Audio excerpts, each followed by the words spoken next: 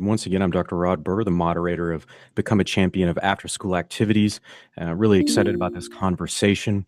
A couple of just thoughts in the beginning as we get started and incorporate lots of different people and thought leaders in education and from the provider side as well. If we could all mute our phones here on Uber Conference, that would be really great.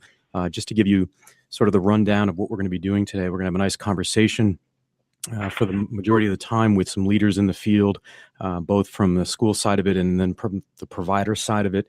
Then towards the end, we'll have a Q&A session where we're more than happy to take questions from everybody who's joining, and we can extend the conversation beyond that if need be.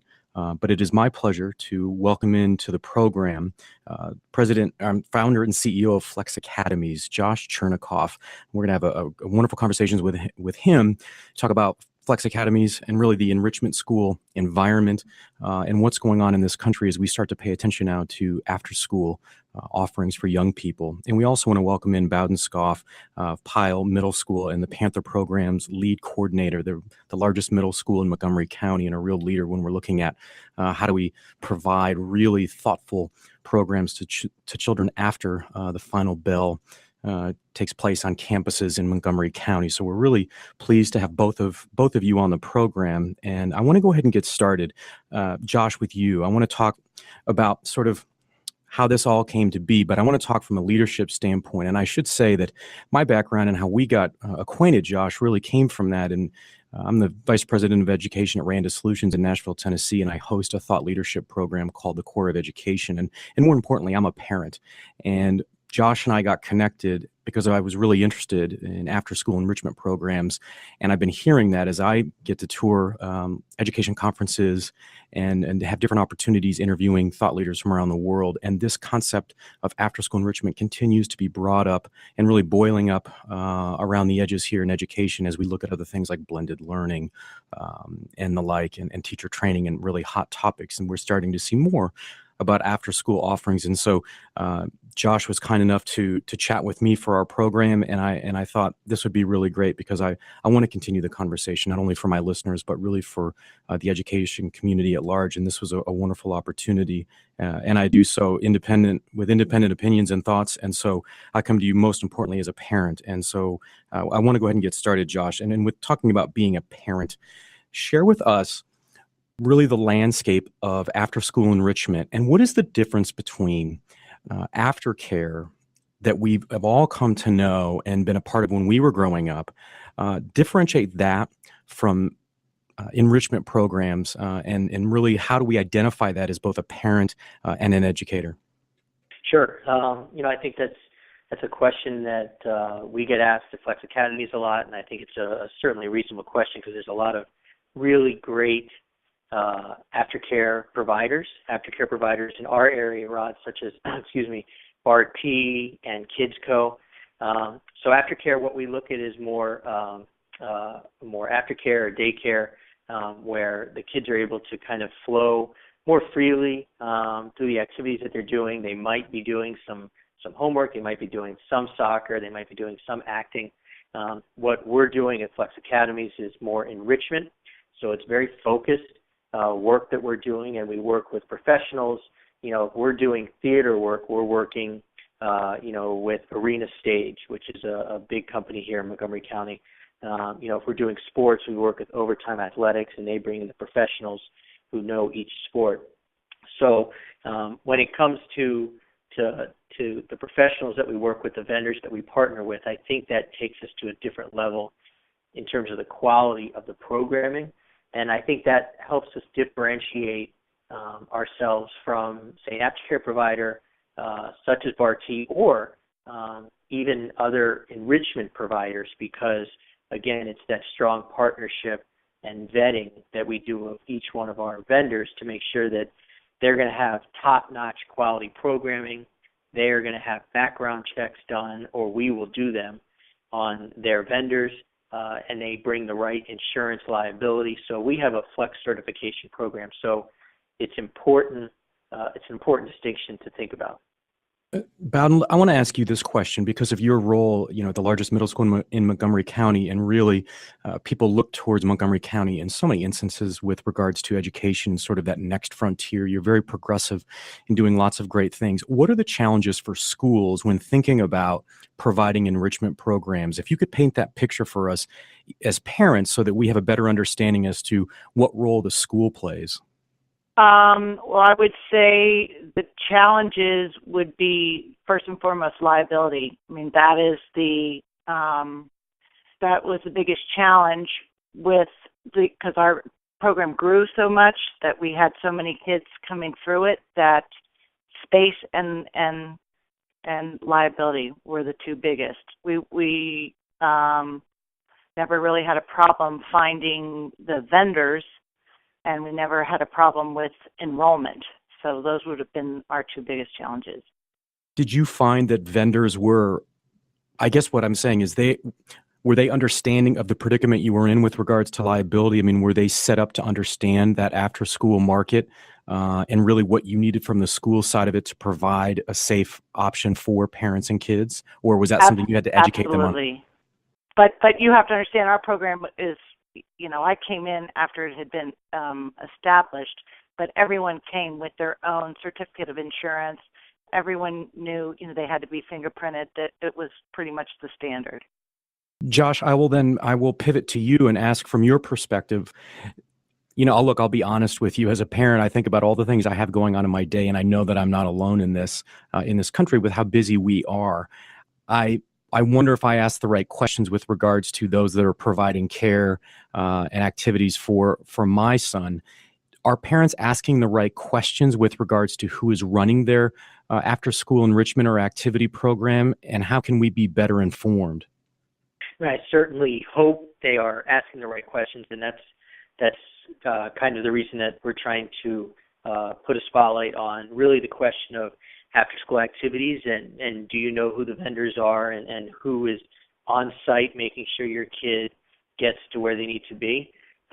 Obviously, Pyle and the work that Bowden and her group have done was well established, and so they might be the exception to the rule. So we're trying to bring some attention to these questions. Like you said, it's tough, I think, for you as a parent, wherever you are, to either if you are a random parent who has a kid going to a yoga class or a start your own business class, or you are the designated person who is to provide after-school activities for your school. You might have volunteered for that, but you might not have known that you were volunteering for really running a small business that requires getting vendors paid, that requires making sure they have the right insurance, making sure they have the background checks. So the questions that need to be asked are really, first and foremost, obviously the safety. Are these people being background checked? Second, do they carry the right amount of insurance? And we can go into that further, but you need to make sure, we have come into some schools here in Montgomery County, which, as you said, is very progressive, and some of these vendors don't have general liability insurance. And they might be, coaching sports or doing some art, and whatever it is, even if it's a physical activity or not, they have to have that general liability insurance. You talk about making sure, is my child being checked out in terms of when they leave? Is there only specific people who can pick them up, and are they being signed out? So it's a lot of questions that need to be asked, but it's hard for a single parent, who is just sending their child to ask those questions. And it's even harder, in fact, for that person who is designated as the after-school activities coordinator to do it, because now they've got maybe 10 different activities they have to look after. So it's a tough question to ask, and I think that's why we have people joining today, because they want to know what questions to ask. Josh, so let's continue down that path. What assumptions did you make when you first started out about these third parties or these vendors that were, I guess, wrong in the beginning, as you tested those hypotheses out? And what did you learn from that we can then take as an audience here today of people who already have, probably some really great programs and or parents looking for answers? What did you learn from the beginning that maybe you went down a different path initially? I mean, certainly right off the bat, we thought that we were going to find vendors that met the same standards that we thought were most important for after-school programs. What we do and have done for the last couple of years is an RFI, a request for information, where we will solicit information from different vendors who we think meet our standards in our area. And then we are able to kind of evaluate who we think meets our certification standards. So, what we look at and what we thought would kind of come easy to a lot of these groups, and we're not going to single them out, but some more well-known groups, certainly thinking about their safety and liability, their insurance, again, their background checks. But a little bit, different is, are they going to continuously evaluate their programming and the quality? Are they thinking about showing up on time, reliability, dependability, consistency of the same people showing up? Well, you want that. You want that for the school, and you want that for the kids, because that's going to help their learning. We thought that we would kind of uncover that a lot of these vendors were using credit cards, which is pretty much the safest way to do things now, as opposed to having kids carry checks or even cash. Having a kid carry $160 cash to school, not ideal, but some of these vendors were not. And then really, we always talk to them about their roster management. Do you know how many kids have signed up? Do you know on any specific day which one has shown up and which one has not shown up? So that's what we have talked to vendors about, because we want to make sure that if they're not doing that they are willing participants and they want to raise their game, and be part of this Flex network, and make sure that, most importantly, these kids are getting the best safety, the best quality for these programs. Bowden, if we look at your program, the Panther program, this is just a guess on my part, but I would think that as you have a successful program and you have happy kids and parents because of the offerings that you have in a very well-organized manner, that the questions and the requests that they have as time passes increase and in both quality and just variety. Is that the case? Are they becoming a more knowledgeable group of people that say, well, now that we have this, can we incorporate something else? Yes, they are a very knowledgeable group, and they do ask a lot of questions, and they do demand a lot, but we're able to deliver. We also have a very, very tight connection and support system with the administration, so that helps in our validity with the program. When a parent asks a question, I can say, well, we are backed by the principal and his administration. So that's helpful. And if they a lot of times they direct the questions to someone else, and then the questions get diverted back to me. And Rod, if I can add on to that, as I said, Pyle Panther programs, when they came to Flex Academies and asked us to take it over, even we were able to learn some great best practices from them. And I think that's part of the partnership that we have with some of the schools that we work with. Pyle has had, and Bowden can speak more to this, but just a wonderful culture of after-school activities for many years. And so the role that she has now was kind of passed on to her months before she got it, and she was coached up. And so there's a lot of consistency there. And we've been great partners.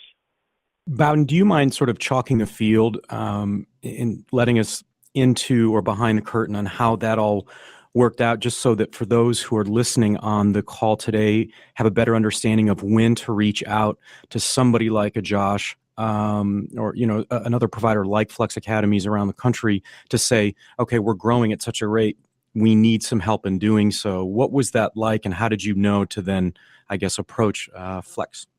Well, you can imagine.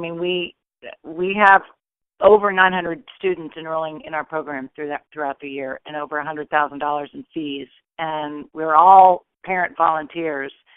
And the job got very, very, very time-consuming, and being a parent and working myself, we had heard from several parents and administrators that we've heard about this company Flex.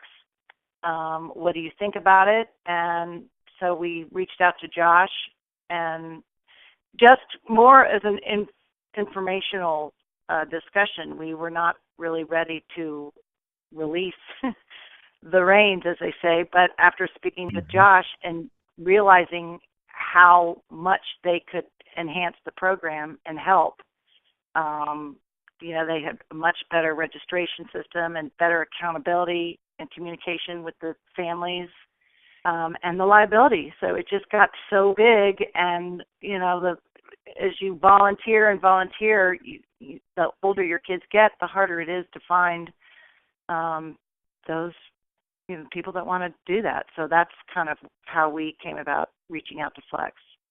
I'll ask this of both of you, and Josh, if you want to start it off, but what do we hear from students? I don't want to forget the probably, obviously the most important stakeholder group, and we do that, I think, without malice or, in education talk and thought leadership is sometimes we're not as focused in discussing that, but what do we hear from students as to what they want for after school enrichment programs? We talked recently on the show, Josh, about the different activities that you offer and just the variety, and I shared with you how I don't even know where I think I would have started back in the 80s if I had had that opportunity. But share with us what you hear from students based on what they want. And I would ask the same of you, Bowden, as to what you're hearing now that they have such a diverse set to choose from. Yeah, Rod.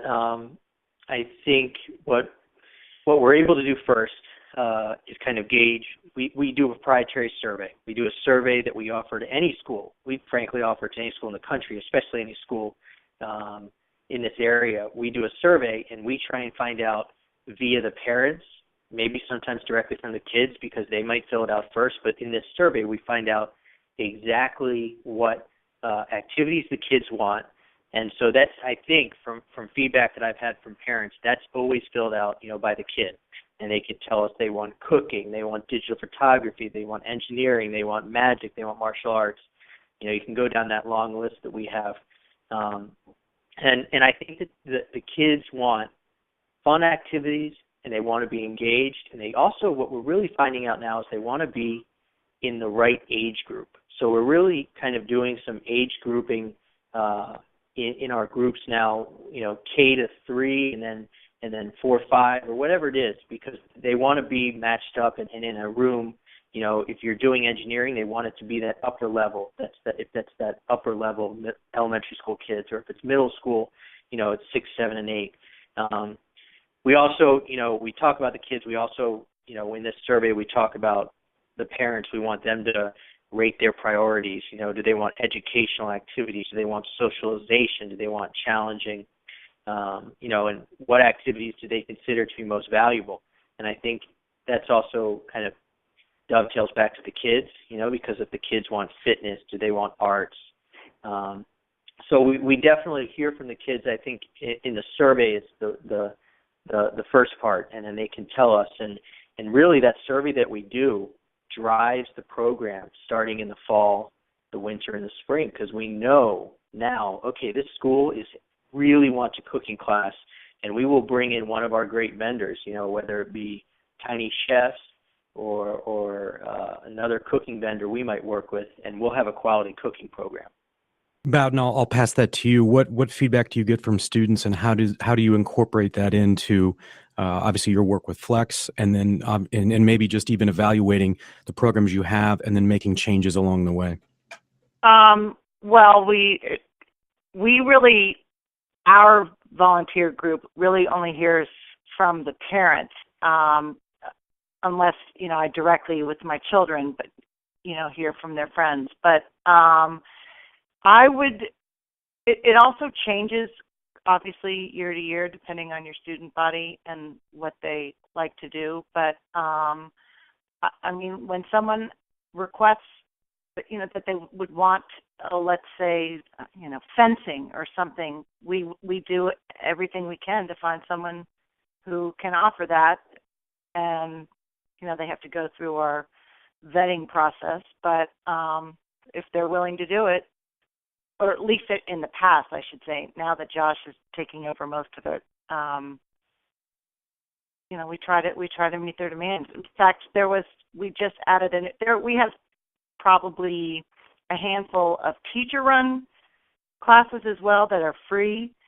And we just started a new class this last session, and it's called Magic the Gathering. It's a card game, and there was a teacher, a paraeducator, who wanted to run it. He had heard from various students that they wanted to play this, so we started a club with that. So it's really just what they ask for, and then we try to deliver. We try to not say no. Possible. I like that. I just want to remind everybody that you're listening to Become a Champion of After-School Activities. I'm Dr. Rod Berger with the Corps of Education, and we've got Josh Chernikoff, the founder and CEO of Flex Academies, and Bowden Skoff, the Pyle Panther Program Lead Coordinator. You know, Bowden, what I hear from you in that instance is really the flexibility. And, you know, if we're being quite honest and transparent about education, that's not something that we think pairs with it. You know, it's sort of, we've got a static curriculum, we sort of go with that. But what I'm hearing is there is flexibility built in with the after school enrichment side of things. And that, I think, is very encouraging for everybody. And I like to hear about, obviously, the inclusion of teachers into the process so that they're not mutually exclusive, you know, from the school day and then the enrichment program, but we're sort of blending the two. You did mention cost and obviously the free program. So I want to find out from both of you, how is cost is approached in this world, and what do we need to know about it? How do we know if we're getting a good value, both from the vendor side of it, if I'm interested in being a part of it, and if I'm a parent saying, yes, this is worth my time and my money to be able to provide this for my child and go through, obviously, the Panther program and Flex Academies? Rod, I can kick it off, and that's actually it's a good question. That's something that we asked in our survey, you know, because we kind of want to talk to families about where is your sensitivity on cost. The average program that we offer is all of our programs are 8-week programs, so essentially your child would go for 8 hours, a little bit more, and it's around $20 to $25 a day. Some of our programs might be more expensive. For example, the computer programs where we have a vendor that brings computers, some of it might be a little bit cheaper. Some of our sports programs are a little bit cheaper. But it is an important question to ask, I think, for anybody who's setting up an after-school program, because that will drive some of the vendors and some of the activities that you can do. And so, for example, our partner for doing computers, again, who brings the computers and sets them up and makes sure that they're safe for all the kids, that program can cost as much as $225. But when you factor in the safety and of course, the fact that this company is coming to the school, so the convenience factor, that's pretty key. So I think parents are willing to pay a little bit more when they know that that's what they're getting. Bowden, our parents, at least. You know, I can say for our parents, before Josh came in, our costs were even higher than before Flex came in, and it just, our registration, we will open up registration at 9 o'clock on a Friday morning, and it's not unheard of to have 10 classes fill up in a matter of 15 minutes. So I haven't really heard a lot of complaints about the cost of the programs, because they, you know, again, this has been such a tried and true program that they, not that they'll pay anything, that's not the right comment, but they understand the value of this program, so they will pay for it. Now, Bowden, I have to ask this of you, and we have not met in person yet, and I hope to do so in the near future on one of my trips up to the DC area. But as I look at the list of activities that are out there, you know, I was saying earlier that I would have just been amazed back when I was a student to have these opportunities. But I'd love to know what activities, when you look at the list of offerings that you have with the Panther program, would interest you when you were growing up. When I was growing up, probably the arts. There are some really fun, you know, improv, and even there's a great art teacher that does a class at the sports, you know, any of them, tennis. There's field hockey, lacrosse. They all, really, cooking. I mean, they all, as a middle schooler. What about breakdance, Bowden? I don't know that I would have done that one, or stage combat, but. Bowden, I would be curious, now that we see so much investment and interest in education technology, I know that just in general, there are a lot of offerings around technology, and we hear about that in the press about kids who are learning so many different skills that obviously were not available to us when we were growing up. Are you seeing the same thing at your school? I would say they get a lot of just the standard teaching throughout the day. So that, the 3D gaming or the more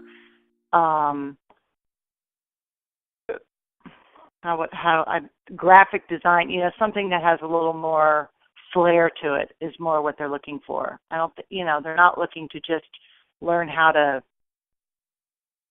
building a web page. That would be exciting, but not just, your basic technology class.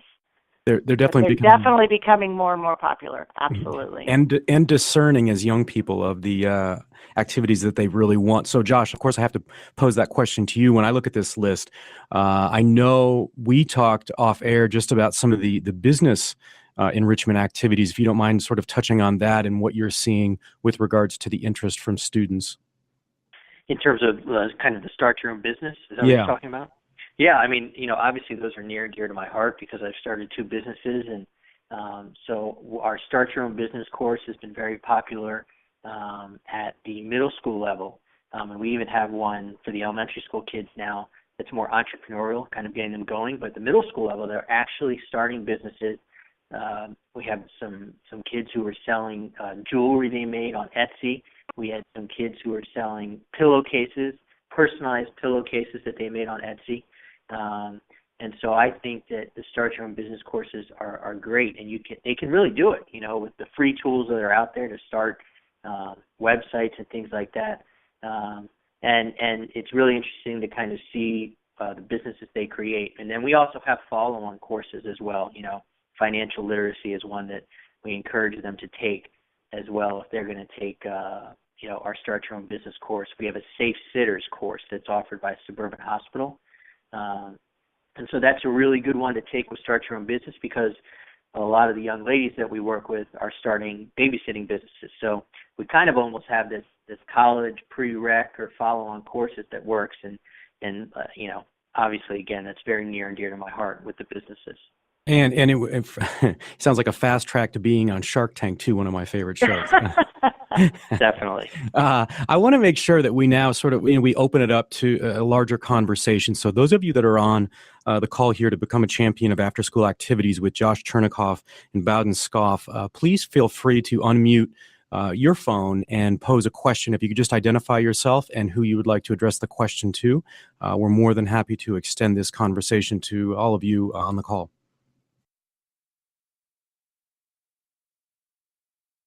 And while we wait for folks to sort of gather their thoughts, can you talk a little bit more, Josh, about the survey? I think that, in my experience of talking to people, that seems to be a unique proposition when it comes to gathering information.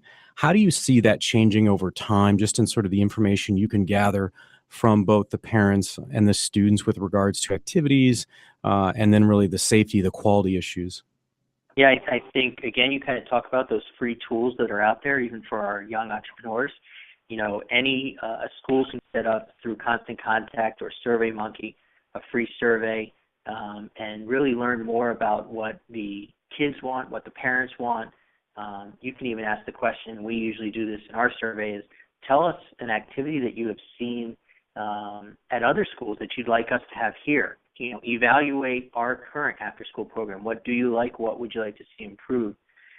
Again, we have a free survey that we are more than happy to provide. What we do is we provide a link for each school, and then they would promote it. And then we run that for about 2 weeks, and then we are able to provide the results to the school so we can kind of have a deeper conversation about their needs.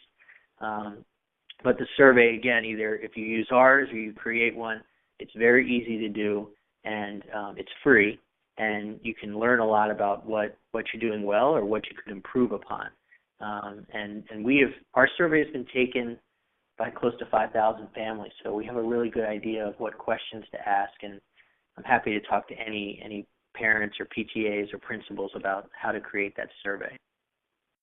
And I want to leave room, obviously, for any questions that we have, and feel free. It won't be. It is just fine for you to interrupt as we're chatting at this point in time in the call. So if you have one, please unmute your phone and just identify yourself and who you'd like to address your question.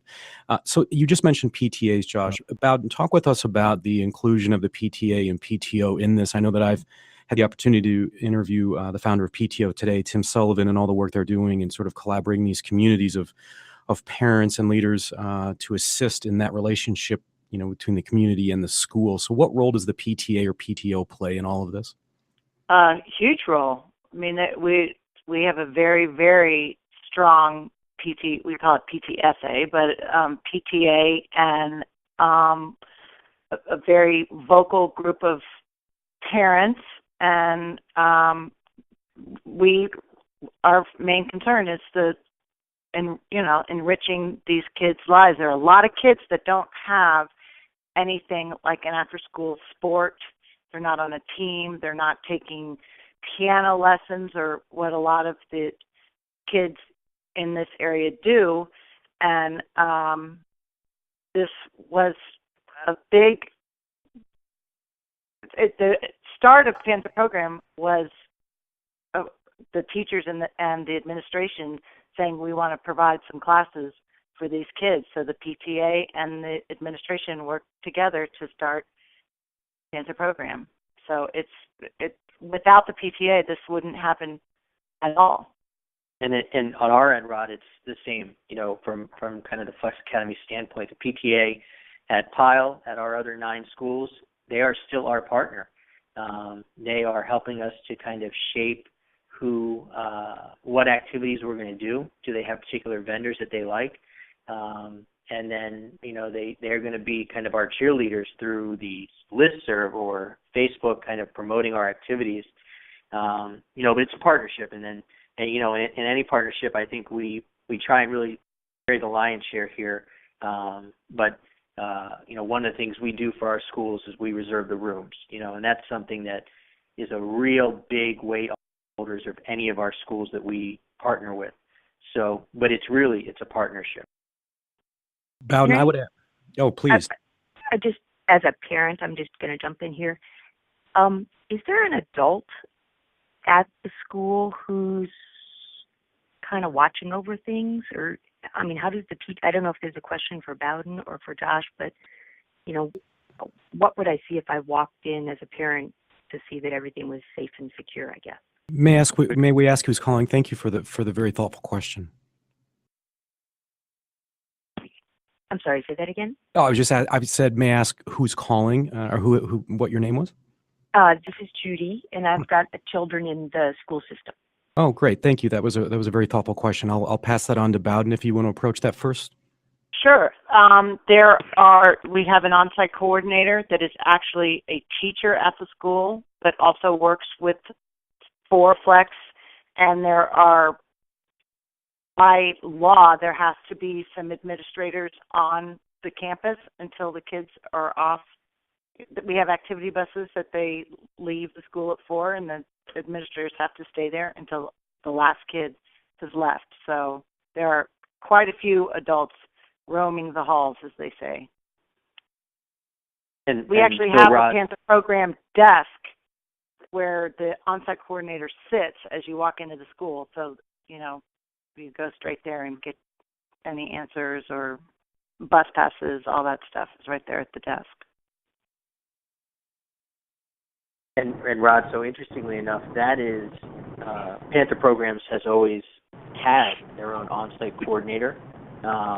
So has Flex Academies. And the Onsite Coordinator in our role at Pyle or any of our schools, the Onsite Coordinator is there every single day that we have an activity. They will welcome in the vendor and make sure the vendor knows where they're going, make sure they have the roster. They'll make sure the kids get where they need to be. And then what our Onsite Coordinator does is they pick up the rosters very quickly, make sure that a child who is was present that day in school because we're able to get the absence list has made it to their course. And, at the elementary school level, we immediately pick up the phone and we will call parents and we'll say, Mrs. Jones, Johnny was in school today, but Johnny is not at the yoga class. And 99% of the time, Mrs. Jones will say, oh, sorry, we're at an orthodontist appointment or a doctor's appointment, so it works out fine. But that on-site coordinator is there every single day to make sure that, as we like to say, the trains run on time every single day.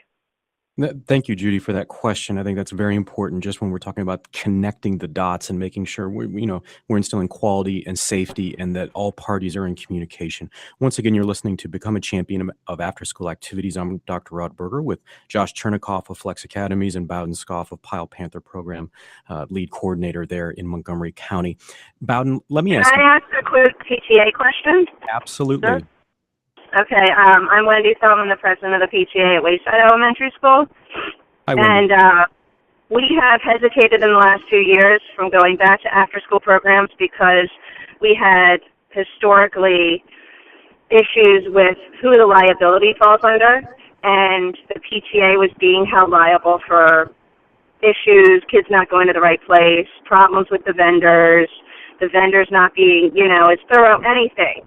And so we got away from after-school programs. So our hesitation in going back is, can Flex Academies take over that, who takes over that responsibility to give us the assurance that, it's okay to go back to after-school programs, to have them at our school again, because that's where we'd like to go, but we are hesitant because of our history having some issues and concerns. Wendy, thank you for that question. Josh? Sure. Absolutely. I think that's one of the reasons that other schools are turning to Flex Academies, because we do take on the insurance liability. I think that as schools and PTA administrations begin to learn that if something were to happen to a child, that it would fall back on the PTA board. Well, we have all that insurance, and also, as I said, the vendors that we work with, they carry insurance as well.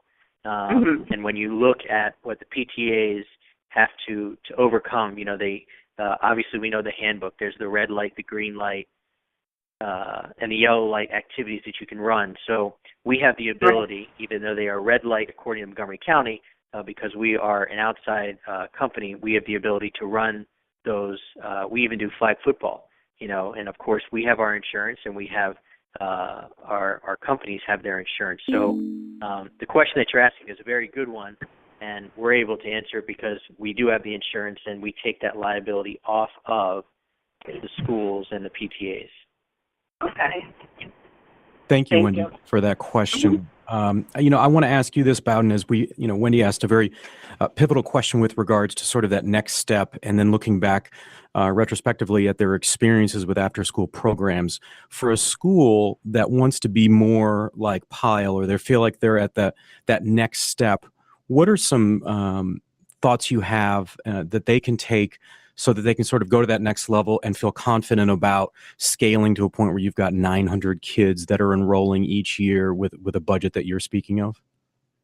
Well, we didn't start that way. I would just, Flex has been wonderful because they take away all the worry, the liability. They take away the worry of communicating and, making sure that every kid's accounted for. So with regards to start implementing the program, I think, start with, take the survey, see what your student bodies want, and, start with 1 day a week or, a handful of classes. But I think in this area, there are so many families that are wanting after-school programs. I think that it would be quite successful anywhere. Just you have to make sure that you're offering what your student body wants. Yeah, no, I appreciate that part, knowing what the student body wants. And then, Josh, to your point, really sort of laying the framework or the foundation so that everything's in place and there's clear communication, because I fully understand what Wendy's talking about with regards to, who's responsible. How do we know that? How do we feel confident about what we're offering? What are some takeaways that you have from our conversation today? And we'll leave it open to one or two last final, questions if somebody would like to chime in. But Josh, what are some of your takeaways, and where can people go if they want to continue the conversation with you and specifically Flex Academies? They can certainly email me. They have my email address, joshua@flexacademies.com.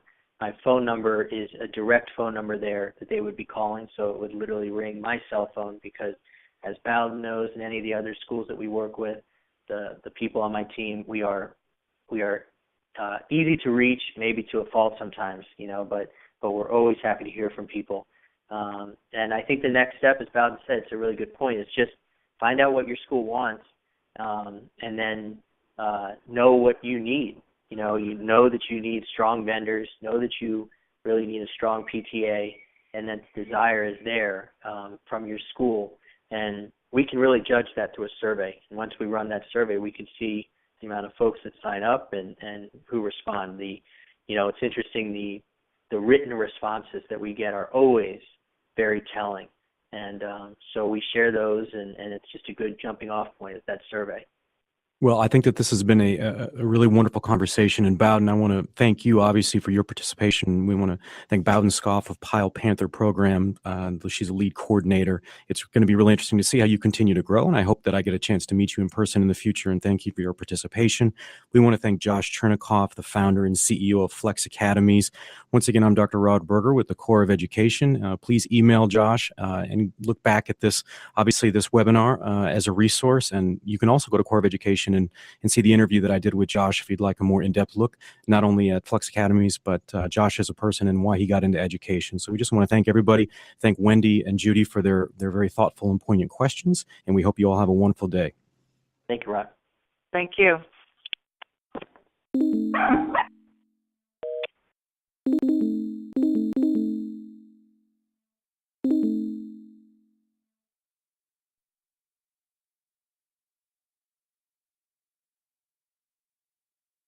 you